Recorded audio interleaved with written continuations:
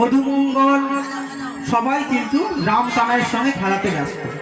এমন সময় খেলতে খেলতে হঠাৎ যেই সুবলের বদন পানে, প্রভুর আমার যেই সুবলের বদন পানে চোখ পড়েছে, দেখে কিন্তু অমনি শ্রীমতী রাম কথা মনে পড়ে গেছে। কেন মা, সব অনেক সখাগণিত আছে, সুবলকে দেখে কেন মনে পড়লো?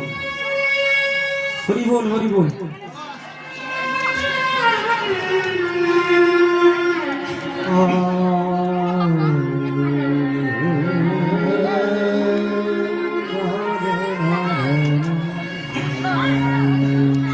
সুবলকে দেখে কেন মনে পড়লো?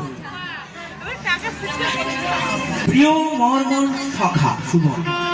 মর্মর সখা কাকে বলে? যার বদন দেখে সবকিছু বোঝা যায়, যাকে দেখে সবকিছু বলে দেওয়া যায় যে তার ভিতর কি চলছে, মানে একটা আত্মিক সম্পর্ক। এই সুবল কে মা, সেটা আমাদের জানতে হবে। আর সেটা জানতে হলে আমাদেরকে সেই ত্রেতা যুগে যেতে হবে। ত্রেতা যুগে সুবল হচ্ছে তরণী সেন। তরণী সেন হচ্ছে কে? রাবণের ভ্রাতুষ্পুত্র,